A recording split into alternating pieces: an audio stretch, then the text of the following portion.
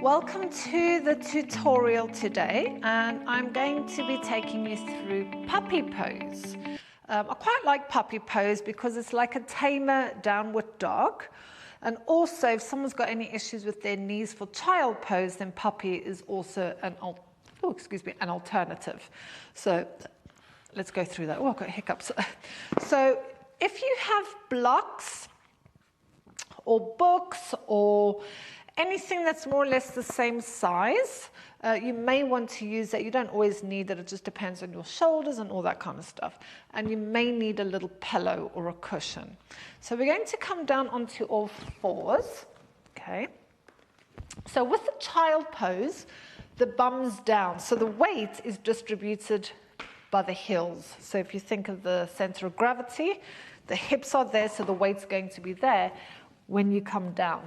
Now, puppy pose, we're on the knees. So the knees want to stay directly in line with the hips, or the hips want to stay directly in line with the knees, okay? Let's put those there for now. So we'll be in all fours. Knees are under hips, wrists and elbows under shoulders. And just be aware that your feet are not coming in. So when you look between your legs, your feet should be in line with the knees, okay? We're going to come down onto the elbows. And then from here, you'll slide your hands one at a time slightly forward and bring the forehead to the floor. So my elbows are currently bent, okay? So this is a little bit tamer on the shoulders. You also just don't want to plonk all the weight into your head. So if you find your neck is hurting or anything like that, send your bum a little bit further back, just so the weight is more in the legs than on your neck, okay? That's a little bit of an adjustment that you can make. Otherwise, hips above the knees. And then you can experiment with your arms with this. The wider your hands, the more space it gives your shoulders. The closer your hands together, the more intense it is on the shoulders. But you want to find the point where the elbows are straight and you have that little bit of discomfort in the shoulders.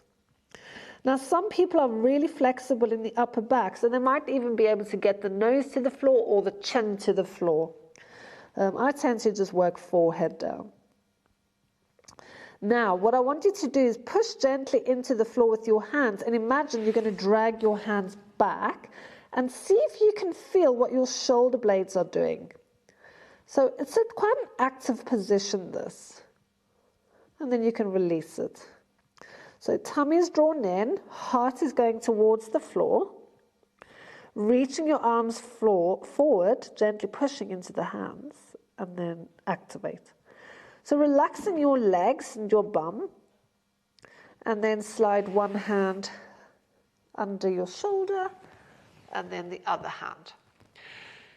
So that's like the basic puppy pose.